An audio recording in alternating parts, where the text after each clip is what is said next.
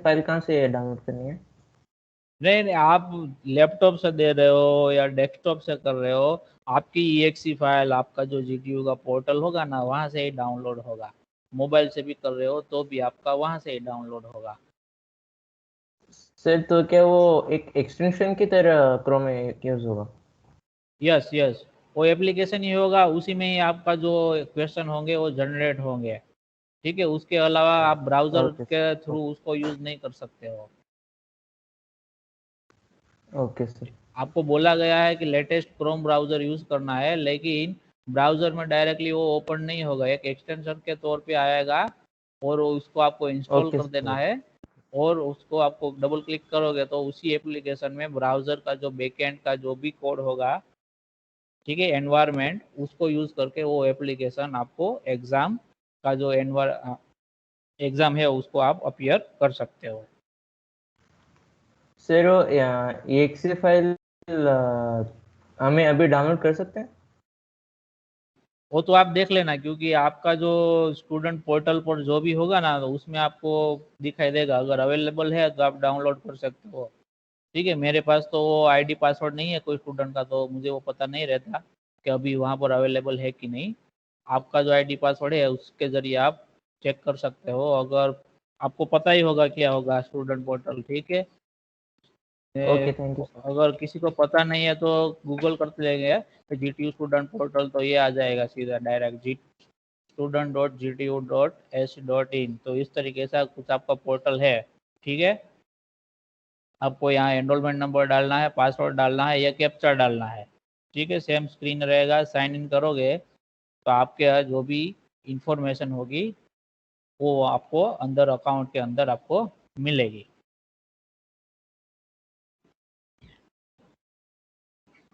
और किसी को कोई डाउट है एग्जाम के रिलेटेड?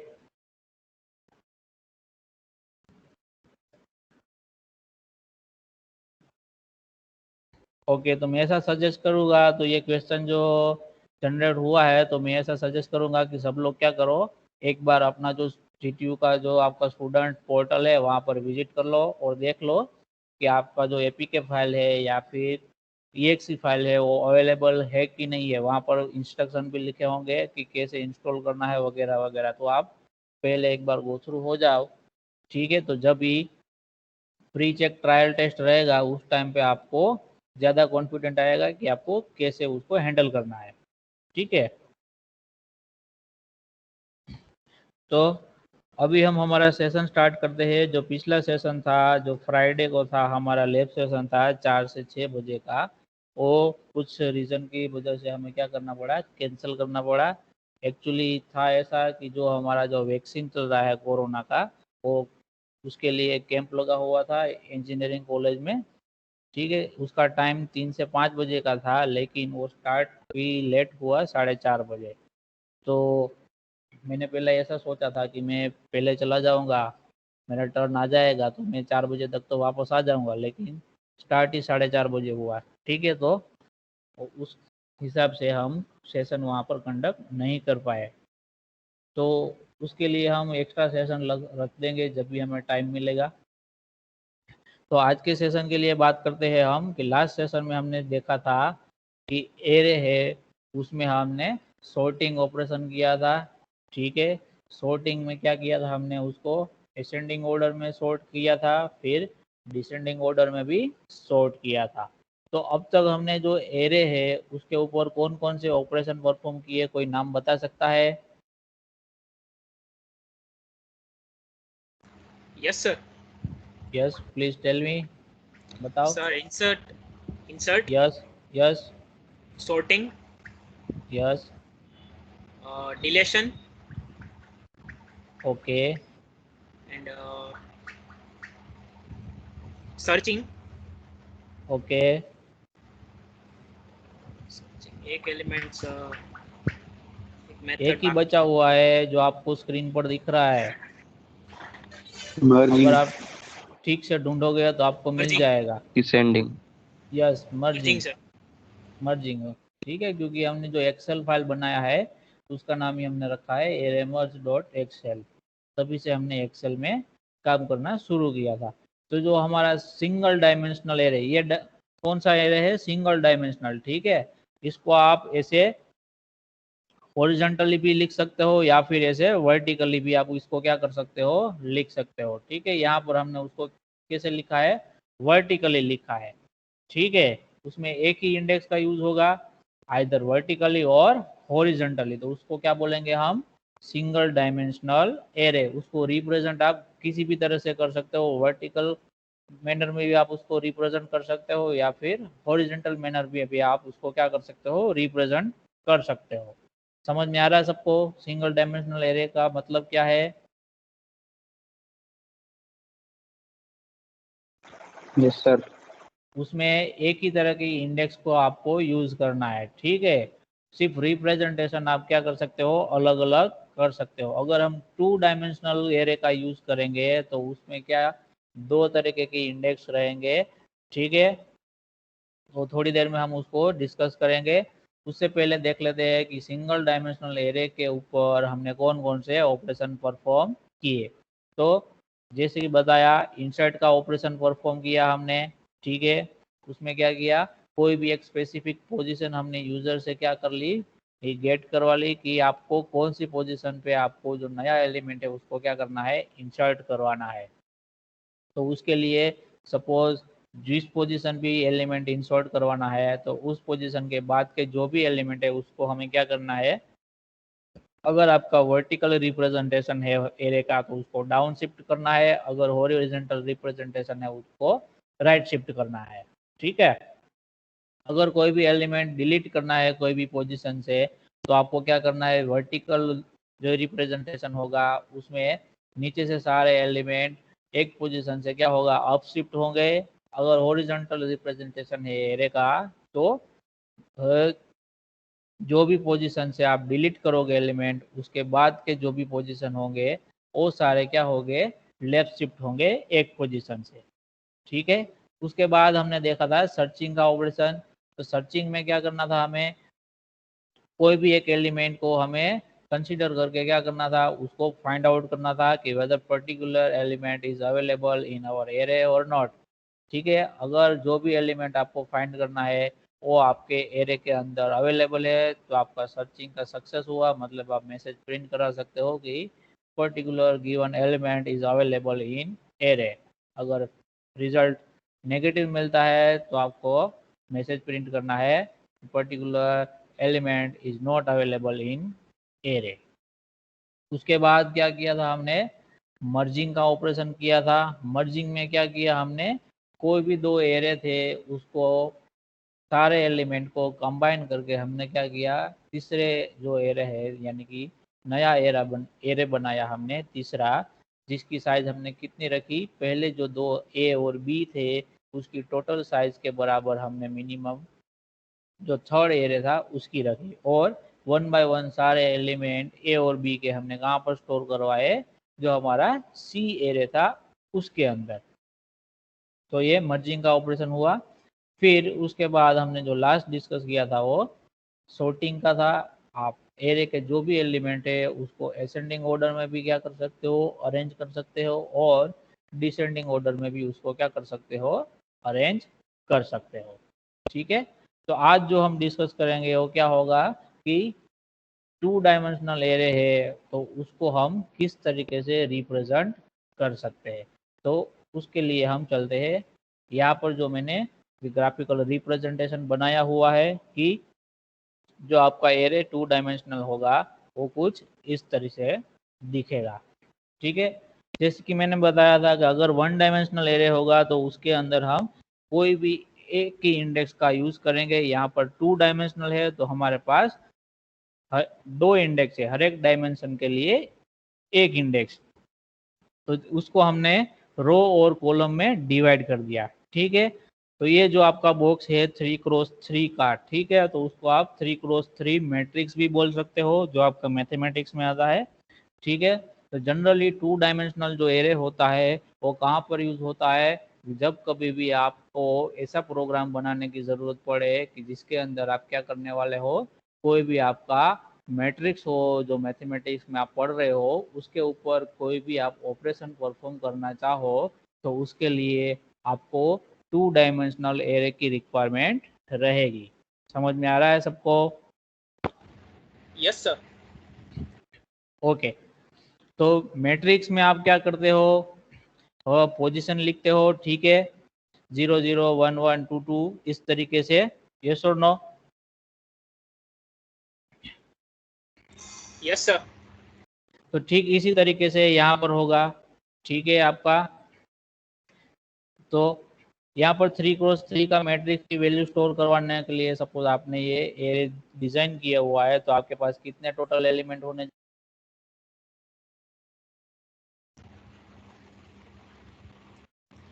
9 elements sir.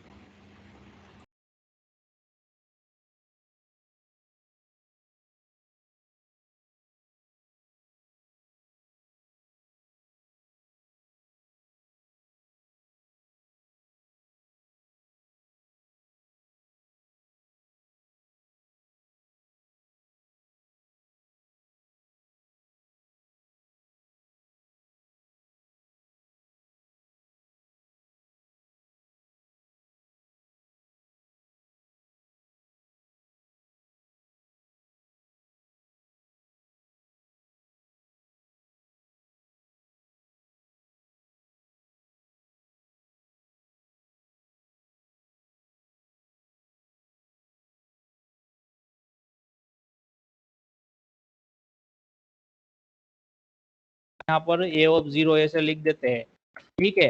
लेकिन 2 डायमेंशनल होता है तो उसमें 0 रो के फॉर्म में भी होता है और कॉलम के फॉर्म में भी होता है, दोनों में 0 होता है। तो ये 0 मुझे कौन सा कंसीडर करना है, तो ये दिक्कत हो जाती है। तो यहाँ पर प्री हेलो डिफाइंड, सर।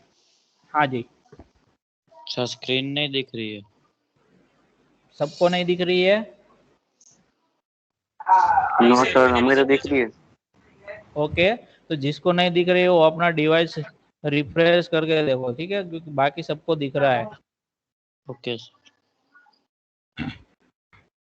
तो यहाँ पर हम क्या करेंगे, अगर 2 डायमेंशनल एरे आपको यूज करना है तो यहाँ पर स्पेसिफिक फॉर्मेट है कि पहला जो इंडेक्स होगा वो आपका कौन सा होगा, रो का होगा, और दूसरा होगा वो किसके लिए होगा, आपका कॉलम को रिप्रेजेंट करेगा। समझ में आ रहा है सबको?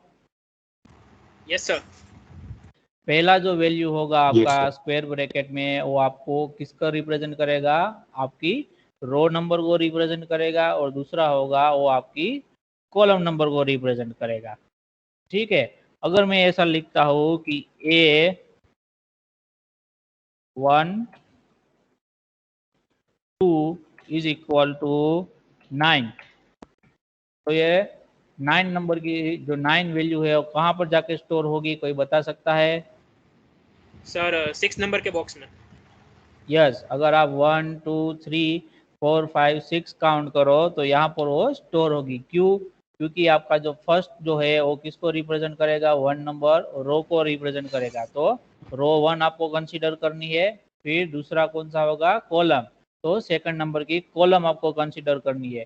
दोनों का जो क्रॉसिंग जहाँ पर होता है वही आपका जो सेल है वहाँ पर क्या होगा, आपका जो वैल्यू होगा वो पुट होगा, ठीक है। तो अगर मैं ऐसा लिखता हूँ कि A12 इज इक्वल टू 9, तो 9 कहाँ पर स्टोर होगा, इस पोजीशन पे आपका 9 नंबर स्टोर होगा। समझ में आ रहा है सबको? तो हर एक जो एलिमेंट है उसको आप कैसे रिफर कर सकते हो, तो उसके लिए मैं आपको यहाँ पर इंडेक्शन लिख के देता हूँ। तो ये जो वाला बॉक्स है उसको आप 0 0 से क्या कर सकते हो, रिफर कर सकते हो। दूसरा बॉक्स है उसको आप कैसे रिफर करोगे, 0 1 से रिफर करोगे। जो थर्ड है उसको कैसे रिफर करोगे, कोई बता सकता है? 02 सर। 02, यस करेक्ट, ठीक है। अब फिर यहाँ पर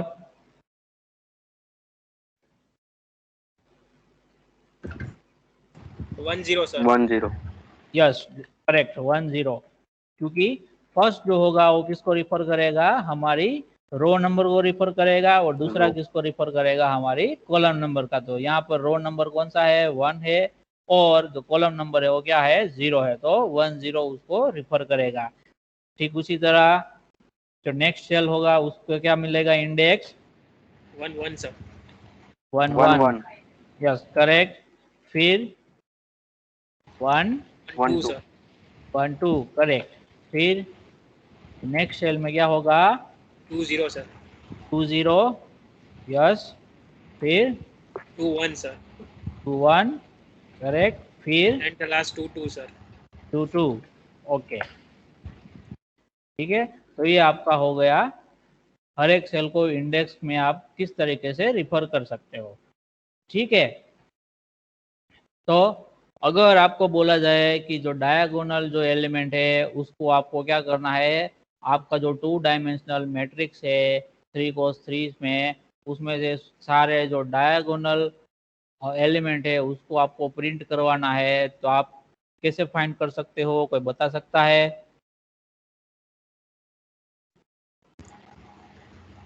डायगोनल एलिमेंट मतलब सर आपका मैट्रिक्स नहीं पढ़े हो मैथमेटिक्स में क्या, कि भूल बड़े गए? हैं सर, अभी समझ में नहीं आ रहा। ठीक है, डायगोनल मतलब क्या होगा, ये वाला, ठीक है, जो बीच में ये 3 बॉक्स बने हैं ना हाँ सर ओके, क्रॉस में, उसको क्या बोलेंगे, डायगोनल।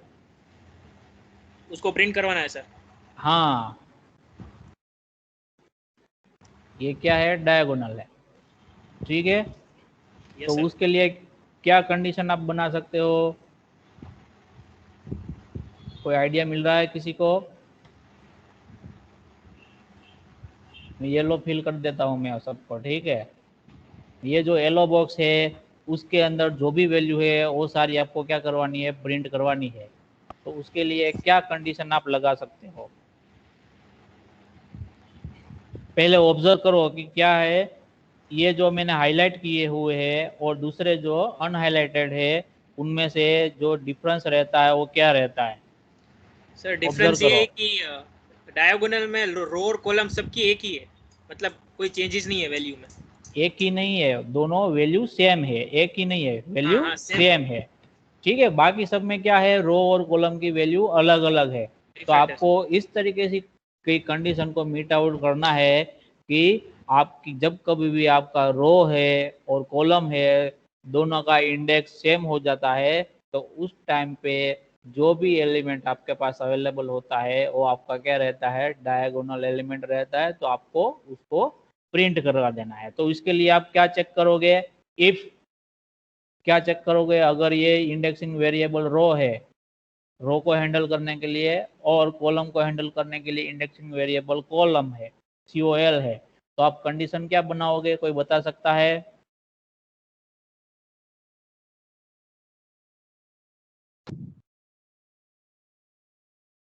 कंडीशन क्या होगी आपकी, if row equal to column, क्योंकि दोनों की वैल्यू सेम होगी, दोनों इंडेक्स की वैल्यू सेम होगी, तभी जो भी एलिमेंट मिलता है उसको आपको क्या करवाना है, प्रिंट करवाना है। क्यों, क्योंकि वही आपका डायगोनल एलिमेंट है। ठीक है, तो आप कंडीशन क्या करवाओगे, if row equal to column, yes then print it, otherwise ignore it. समझ में आ रहा है सबको? यस सर ओके, अभी तो हम ये डायगोनल वाला ऑपरेशन हम बाद में परफॉर्म करेंगे। अभी हम सीखेंगे आज के लिए कि अगर हमारे पास 2 डायमेंशनल एरे है तो उसको हमें हमारे सी प्रोग्राम के अंदर पहले तो डिक्लेयर कैसे करना है, डिक्लेयर करने के बाद उसके अंदर वैल्यू को कैसे स्टोर करवाना है, वैल्यू स्टोर करवाने के बाद उसको प्रिंट कैसे करवाना है। ठीक है, तो उसके लिए हम चलते हैं हमारे जो ऑनलाइन कंपाइलर है वहाँ पर चलते हैं। पिन दिख रहा है ना सबको ठीक से? Yes sir okay, yes sir. तो इनिशियली हम लिख देते हैं इंक्लूड stdio.h। ठीक है, तो stdio.h कौन सी फाइल है, हेडर फाइल है सर। हेडर फाइल है। हेडर ठीक है, फाइल है अपनी। किसके लिए है, स्टैंडर्ड इनपुट आउटपुट ऑपरेशन को परफॉर्म करने के लिए, जिसके अंदर हमारे पास printf और scanf फंक्शन है, उसका हम यूज करेंगे। ठीक है, उसके यस बाद सर हम लिखेंगे void main लिखेंगे।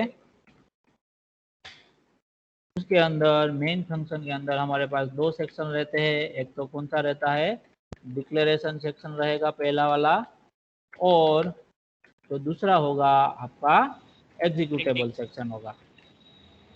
ओ हाँ सर एग्जीक्यूशन। ठीक है। एग्जीक्यूटेबल सेक्शन में हम क्या करेंगे, हमारा प्रोग्राम का लॉजिक लिखेंगे। डिक्लेरेशन सेक्शन में हमें क्या करना है, पहले तो 2 डायमेंशनल एरे को हमें क्या करना है, डिक्लेयर करना है। तो हम एज यूजुअली एरे का टाइप कैंसिल लेते हैं, इंटीजर टाइप का कंसीडर करते हैं। तो 1 डायमेंशनल एरे था, उसमें हम क्या करते थे, जो भी हम जो साइज देना चाहते थे यहाँ पर 3 दे देते थे। तो ये हमारा 3 एलिमेंट के लिए क्या हो जाता था, एरे डिक्लेयर हो जाता था। तो 2 डायमेंशनल में सेम ही करना, हमें क्या करना है, 2 अलग अलग डायमेंशन के लिए उसकी साइज को हमें क्या कर देना है, डिक्लेयर कर देना है।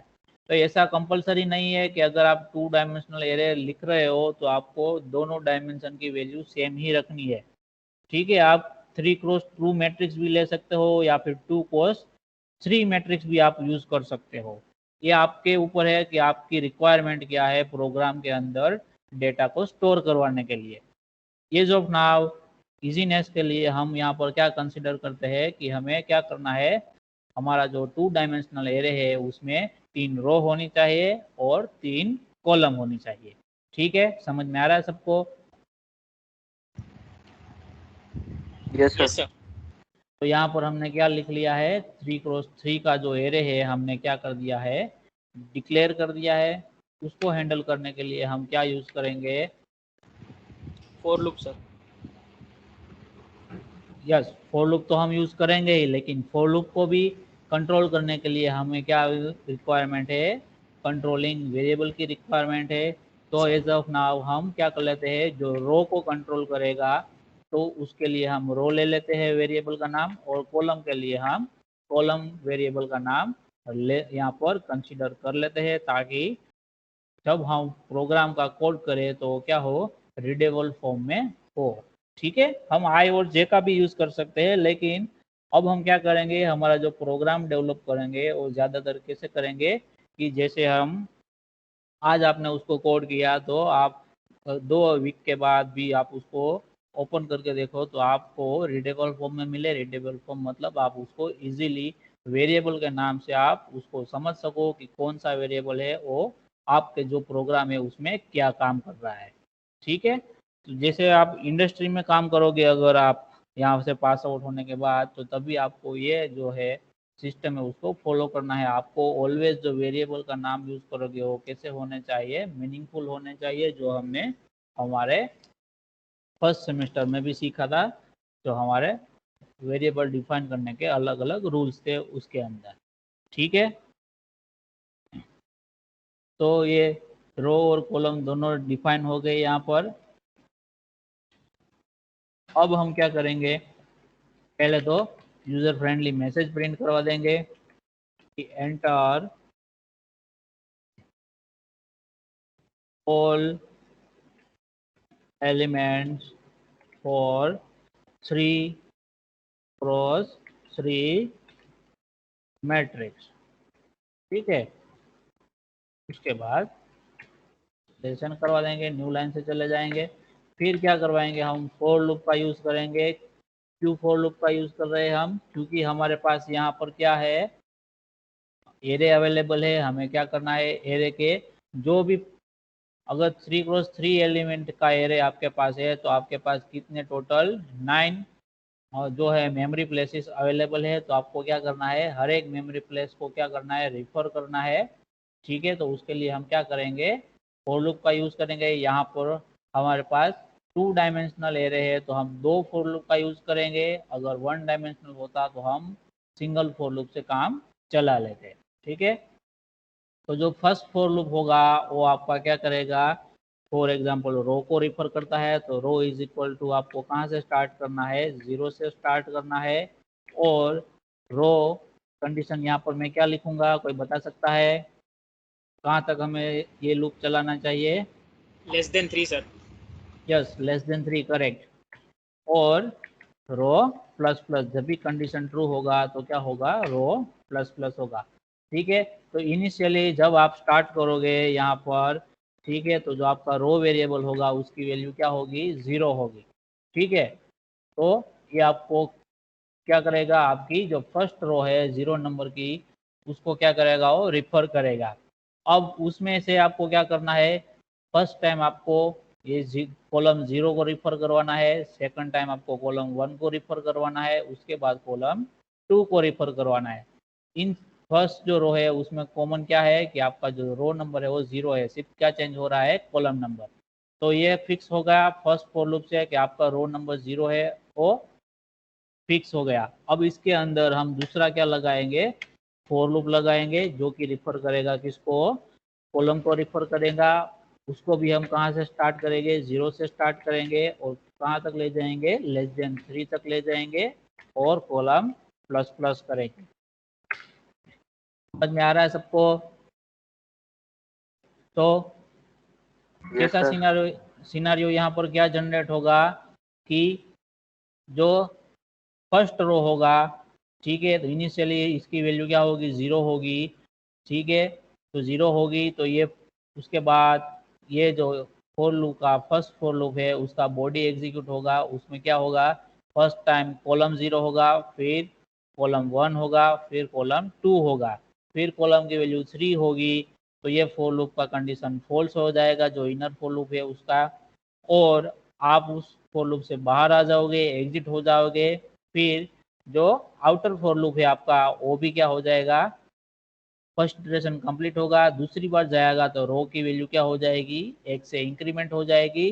तो उसके बाद आप क्या करोगे, जो 1 नंबर की इंडेक्स वाली रो है उसको रिफर करोगे, ठीक है।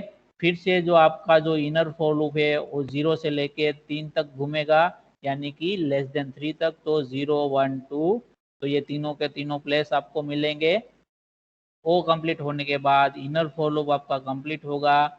फिर से आपका रो है 1 से इंक्रीमेंट होगा, रो की वैल्यू क्या हो जाएगी, 2 हो जाएगी। तो आप फिर से किसको रिफर करोगे, जो सेकंड नंबर की रो है उसको रिफर करोगे, यानी कि सेकंड नंबर इंडेक्स वाली, एक्चुअली ये थर्ड नंबर की रो है, सेकंड इंडेक्स वाली रो है उसको आप रिफर करोगे। उसके अंदर फिर से ये फॉर लूप 0 से लेके 2 तक घूमेगी, यानी कि आप फर्स्ट इसको रिफर करोगे, फिर सेकंड इसको रिफर करोगे और थर्ड में जो आपका लास्ट एलिमेंट है उसको रिफर करोगे। उसके बाद ये फॉर लूप आपका एग्जिट हो जाएगा, इनर फॉर लूप। उसके बाद फिर से रो का वैल्यू इंक्रीमेंट होगा, तो आपका 3 लेस देन 3 कंडीशन फॉल्स हो जाएगा। तो ये फॉर लूप भी आपका क्या हो जाएगा, एग्जिट हो जाएगा, और आपको जो सारे एलिमेंट रिफर करने थे वो उसको आप एक बार रिफर कर चुके होंगे। समझ में आ रहा है सबको? Yes sir. Yes sir. Okay, तो अभी हमने क्या करवाना है, ये फॉर लूप के अंदर हमें क्या करना है, यूजर से क्या करवाना है, हमारा जो एरे है 2 क्रॉस 2 उसके लिए क्या करवाना है, वैल्यू को रीड करवाना है। तो उसके लिए क्या करेंगे, हम पहले सिंपल मैसेज प्रिंट आउट करते हैं कि प्रिंट एफ एंटर वैल्यू, और यहाँ पर हम साथ में क्या करवा देते हैं, जो हमारा इंडेक्स जनरेट होता है उसकी वैल्यू भी हम क्या करवाते हैं, प्रिंट करवाते हैं, ताकि आपको पता चले कि कौन से एलिमेंट के लिए आप वैल्यू को एंटर कर रहे हो। ठीक है, तो यहाँ पर मैंने a%d% लिख दिया है, ठीक है। कोमा करके मैं क्या कर दूंगा, हमारे जो रो और जो कॉलम वेरिएबल है उसको पास कर दूंगा। तो फर्स्ट %d है उसकी जगह किसकी वैल्यू प्रिंट होगी, रो वेरिएबल की। सेकंड %d है उसकी जगह किसकी वैल्यू प्रिंट होगी, कॉलम वेरिएबल की। समझ में आ रहा है सबको? Yes sir. Okay, yes sir. यहाँ पर स्लैश एन लगा देता हूँ ताकि हर एक टाइम वो न्यू लाइन से आए। फिर हमें क्या करना है, स्कैनएफ करना है, ठीक है। तो कौन सा टाइप का हमें एलिमेंट को रीड करना है, तो कि हमें इंटीजर टाइप के एलिमेंट को रीड करना है, तो %d लिखेंगे, ठीक है। रीड कर लिया तो कहाँ पर स्टोर करना है, तो सिंगल डायमेंशनल एरे में हम क्या लिखते थे, यहाँ पर सिंपल a ऑफ 0 या फिर a ऑफ i कर देते थे। यहाँ पर क्या लिखना है, a of row and column, ठीक है। समझ में आ रहा है सबको? यस और नो? Yes sir. ओके, तो Yes, sir. ये जो दो फॉर लूप हमने लिखे उसके जरिए क्या हो जाएगा, हमारा जो 3x3 का जो एरे था 2 डायमेंशनल, उसके लिए वैल्यू हम क्या करेंगे, रीड करवाएंगे। अब हमें क्या करना है, उसको प्रिंट करवाना है। तो प्रिंट करवाने के लिए भी हमें क्या करना है, ऐसे ही 2 फॉर लूप की रिक्वायरमेंट होगी, तो उसको हम सिंपली क्या कर लेते हैं, कॉपी कर लेते हैं। ठीक है, तो उसमें क्या हो जाएगा ये तो इनर फॉर लूप होगा, उसका लॉजिक इस बार हम रीड करवाने की बजाय प्रिंट करवाने के वाला लिखेंगे। तो उसके लिए क्या लिखेंगे, printf %d एंड यहाँ पर मैं क्या लिखूंगा, a of row and row and column. ठीक है, समझ में आ रहा है सबको? Yes sir. यहाँ पर मैं स्लैश n कर देता हूँ ताकि वो नई लाइन से प्रिंट हो। तो अभी हम क्या करेंगे, प्रोग्राम को एग्जीक्यूट करके देख लेते हैं। ए ऑफ 00 की जगह में फॉर एग्जांपल 0 डालता हूँ, फिर 1 2 3 4 5 6 7 एंड 8। तो आपका एरे तो 3x3 एरे था, आपका मैट्रिक्स था, वो तो ऐसे ही प्रिंट हो गया। आपको इसको मैट्रिक्स के फॉर्म में प्रिंट करवाना है, यानी कि फर्स्ट रो है वो यहाँ पर प्रिंट हो, फिर सेकंड रो उसके नीचे से प्रिंट हो, थर्ड रो उसके नीचे से प्रिंट हो। तो उसके लिए क्या करना चाहिए, कोई बता सकता है आप में से?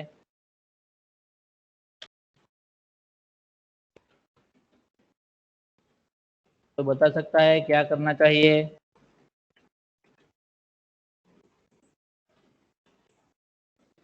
ये तो मैं दूसरा मैसेज टाइप, ठीक है, ये आप में से किसी को बताना है।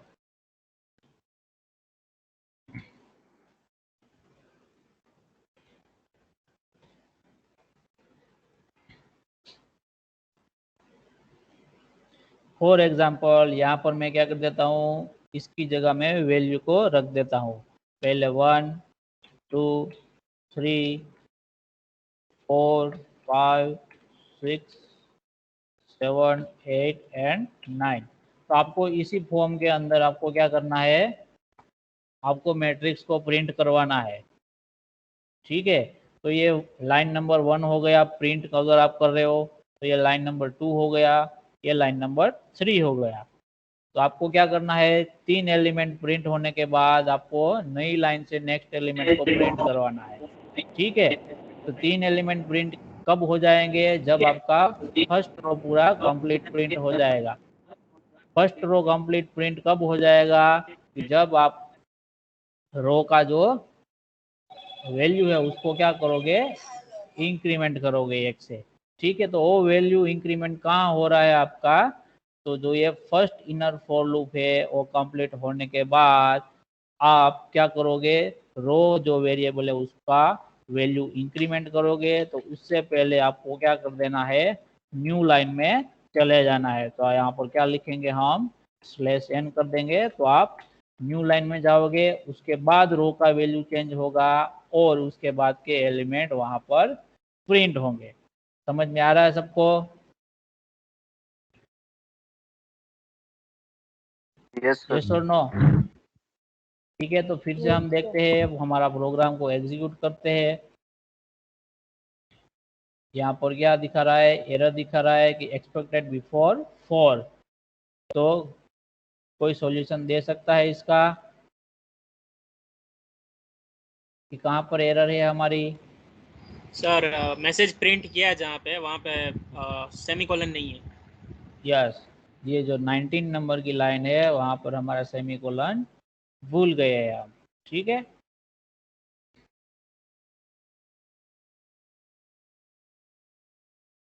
अभी हम 0 0 के लिए फिर से 1 2 3 ऐसे एंटर कर देते हैं, 2 3 4 5 6 7 8 9। ठीक है, तो आपका मैट्रिक्स प्रिंट हुआ 1 2 3 4 5 6 7 8 9। तीनों के तीनों एलिमेंट अलग अलग प्रिंट हो गए, अलग अलग लाइन में, लेकिन देखने वालों को ये पता नहीं चलेगा कि ये तीनों के तीनों एलिमेंट अलग है कि एक ही वैल्यू है। ठीक है, अगर आपको पता नहीं है कि ये मैट्रिक्स नहीं है, तो आप ऐसा बोल सकते हो कि ये 1 क्रॉस 3 मैट्रिक्स है, यानी कि 1 कॉलम है और 3 रो है, 3 क्रॉस 1 फॉर एक बराबर 3 रो और 1 कॉलम। तो फर्स्ट रो और फर्स्ट कॉलम की वैल्यू 1 2 3 है, सेकंड रो फर्स्ट कॉलम की वैल्यू 4 5 6, वैसे ही 7 8 9। तो आपको क्या करना है, ये जो तीनों जो एलिमेंट है उसके बीच में भी स्पेस रखना है, तो उसके लिए क्या करना होगा, कोई बता सकता है? स्लैश एन यूज करें सर। स्लैश एन से आपका लाइन होगा वो नया आ जाएगा। सेम लाइन में आपको दो एलिमेंट के बीच में स्पेस रखने के लिए स्लैश एन हम यूज नहीं कर सकते।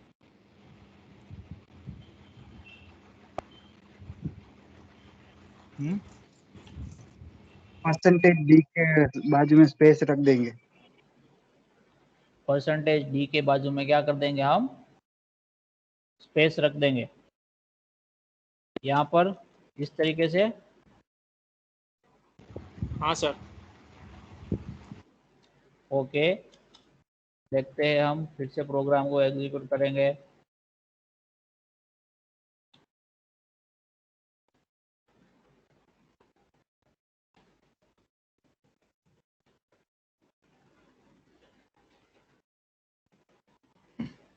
ठीक है, तो आप इस तरीके से एडजस्टमेंट कर सकते हो। तो आपका जो मैट्रिक्स के फॉर्म में ये सारी वैल्यू आपको प्रिंट होके मिल रही है। ठीक है, तो ये एडजस्टमेंट किया हमने। अगर प्रॉपर तरीके से करना है तो हॉरिजॉन्टल लाइन स्पेस रखने के लिए हमने फर्स्ट सेमेस्टर में पढ़ा था, जैसे नई लाइन के लिए स्लैश एन है, वैसे ही हॉरिजॉन्टल स्पेस रखने के लिए कौन सा नंबर है, कौन सा अल्फ़ाबेट है, कोई बता सकता है?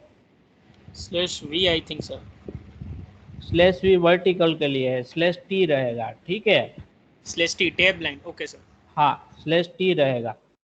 तो ये एग्जाम में आपके एमसीक्यू टाइप में आ सकता है कि हॉरिजॉन्टली आपको दो वैल्यू के बीच में स्पेस रखना है, तो कौन सा लेटर आप यूज करोगे? तो ऑप्शन दिए होंगे आपको slash N, slash V, slash T और नन ऑफ दी अबव। तो आपको स्लैश टी सिलेक्ट करना है। ठीक है,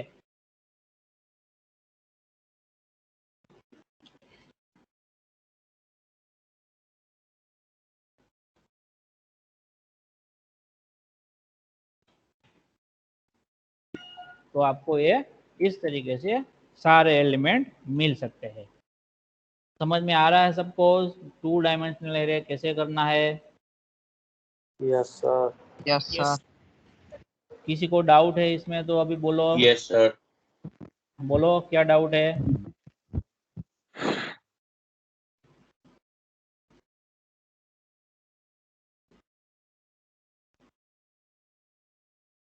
तो मैसेज है वो मैंने चैट बॉक्स में डाल दिया है आपको। ठीक है, सॉरी मैसेज क्या, ये प्रोग्राम है वो चैट बॉक्स में मैसेज के जरिए डाल दिया है। तो आपको जब भी फ्री टाइम मिले तो आप उसके साथ जो एग्जीक्यूशन है वो कर सकते हो। किसी को डाउट है तो पूछो इसमें अभी। No sir, no doubt. सबको समझ में आ गया?